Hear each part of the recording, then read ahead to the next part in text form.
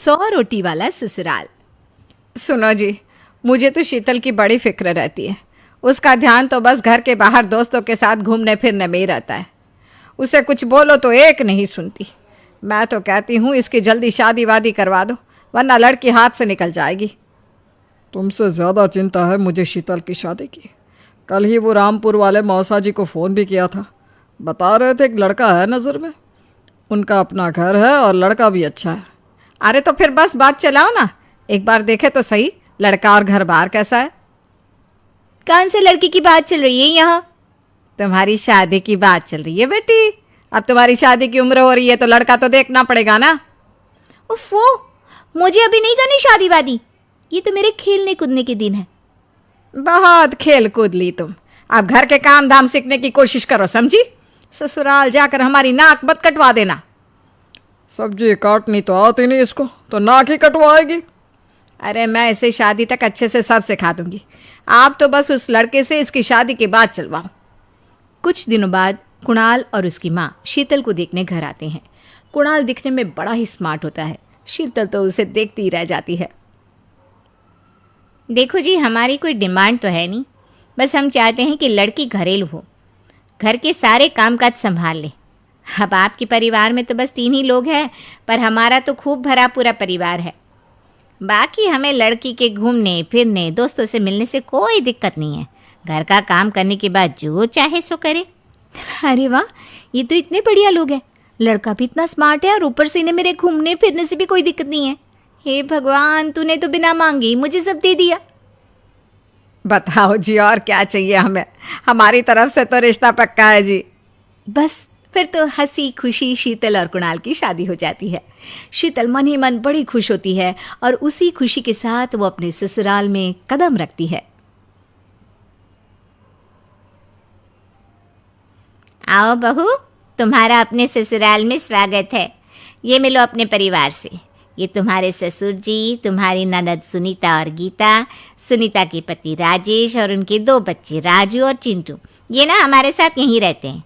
ये तुम्हारी दादी सास हैं और बाकी लोग अभी बाहर गए हुए हैं।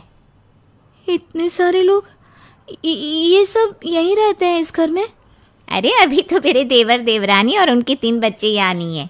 उसके मायके में भी शादी थी ना, तो बस वहीं गई है। कल तक आ जाएंगे।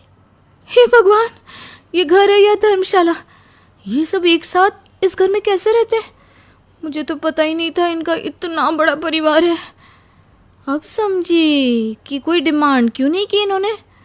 ये सब चाल चले मेरे साथ। अरे बहू, खड़े खड़े क्या सोच रही हो? चलो अपने कमरे में जाकर आराम करो। जी माँ जी। अगले दिन शीतल का ससुराल में पहला दिन होता है। शीतल रसोई में जाकर सबके लिए खीर बनाने लगती है। तभी उसके ननद सुनीता आती है। अरे वाह भाभी, आज क्या बना रही हो? बस दीदी, आज वो पहली रसोई है ना, तो खीर बना रही थी। अरे भाभी, ये खीर वीर रहने दो।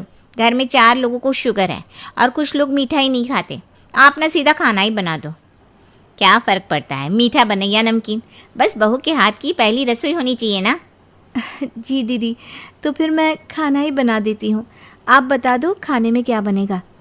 बस सिंपल सी कोई सब्जी बना दो, जैसे आलू गोभी या आलू मटर, और उसके साथ रोटियां सेक दो। हमारे परिवार में अब तुम्हें मिलाकर पूरे 20 लोग हो गए हैं। 15 बड़े और 5 बच्चे। बड़ों की 6-6 और बच्चों की 2-2 के हिसाब से रोटी बना देना। चलो मैं चलती हूँ, सब देख लेना। हाँ, बड़ों की 6-6 रोटी, मतलब कि 15 लोगों की 90 रोटियाँ, और बच्चों की 2-2 रोटी, मतलब 5 बच्चों की 10 रोटियाँ। 90 और 10 मतलब कुल मिलाकर 100 रोटियाँ। हाय, मैं तो मर गई।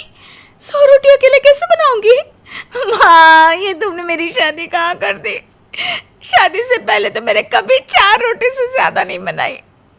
शीतल एक बड़ी सी परात में 100 लोगों के हिसाब से आटा निकालती है और उसे गूंथना शुरू करती है। आटा गूंथते गूंथते शीतल के पसीने छूट जाते हैं।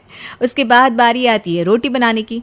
शीतल एक एक करके रोटी बनाना शुरू करती है और 10 रोटी बनाते ही अपनी कमर पकड़ लेती है। हाय, मैं मर गई। मेरी कमर टूट गई खड़े खड़े, और ऊपर से इतनी गर्मी।